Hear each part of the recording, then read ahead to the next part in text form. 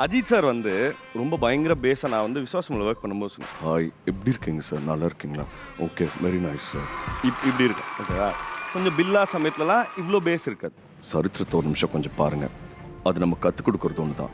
நம்ம வாழணும்னா யார் வேணாலும் எத்தனை இருக்காது.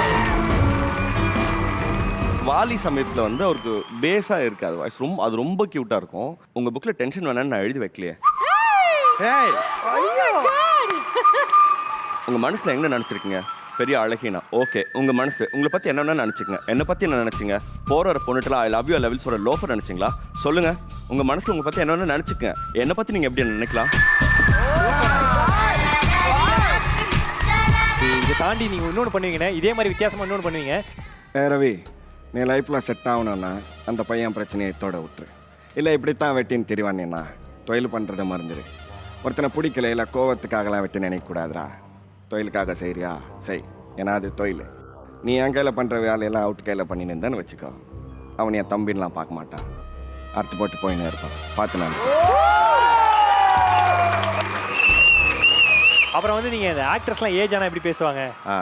ரகுவரன் சார் அதுக்கு பெரிய எக்ஸாம்பிள் ஓகேவா. ஏன்னா பாஷாவில் வந்து அவர் பேசியிருக்க விதம் எப்படி இருக்குன்னா, என்ன ரங்குசாமி உன் பையன் பயந்துட்டானா, அப்போ மாணிக் பாஷா நீ இந்த தொழிலுக்கு புதுசு குழந்தை மாதிரி, ஏதோ 7 நாள் என்ன முடிக்கிறேன் நீ இவ்வளோ அளவுக்கு தான் இருக்கும். வேற அப்படியே முதல்வனில் பார்த்தீங்கன்னா அவரோட வாய்ஸே டோட்டலாக சேஞ்ச் பண்ணியிருப்பார். ஒரு நாட்டோட தலைவங்கிட்ட பேசணும்னா முதல்ல எடுத்தோமா கவுத்தோமான்னு பேச முடியும். ஒரு நாள் என் பதவியில் வந்து உட்காந்துப்பா, இது ஒரு முள் படுக்க, என் பதவி ஒரு முள் கிரீடம் உனக்கு தெரியும். சூப்பர். அவர் கடைசி தருவாயில் பண்ணிட்டு இருந்த படம் நினைக்கிறேன் யாரடி நீ மோகினி. உன்ன மாதிரி பசங்க எல்லாம் அப்பனுக்கு கொல்லி போட கூட லாய்க்கு இல்லடா. 10 காசு சம்பாதிச்சுட்டேன்னு தலைகீழ நடக்காத, கடைசி வரைக்கும் எனக்கு எந்த நாயும் சோறு போட வேண்டாம். சேதனாக்கு வந்து ரொம்ப எங்களுக்கு வந்து அவர் ரொம்ப பிடிக்கும். அதே மாதிரி தான் அவருக்கும் எங்களுக்கு ரொம்ப பிடிக்கும். அவர் ரொம்ப க்ளோஸ் குவார்ட்டர்ஸில் எங்கள் வீட்டில் இதிலெல்லாம் பேசும்போது இருக்குல்ல, அது வந்து பயங்கர க்யூட்டாக இருக்கும் அவர் பேசுது.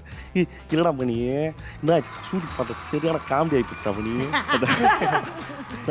டேரக்டர் வந்து சீன் சொன்னாப்ல, ஃபர்ஸ்ட் அந்த சீன் வந்து அவர் சொன்ன மாதிரி ஹிட்டே ஆகலடா மணி அவனு. அப்புறம் நம்மளுக்கு நான் இருந்தாலும் விஜய் சார் பெரிய ஸ்டார்டா மணி, ஃபஸ்ட்டு எப்படி பேசுறது சொல்லிட்டு இனிஷியலாக கொஞ்சம் பயம், ஆனால் விஜய் சார் வந்து ஸ்வீட்டாக ஹேண்டில் பண்ணார், ரொம்ப ஸ்வீட்டாக ஹேண்டில் பண்ணார்.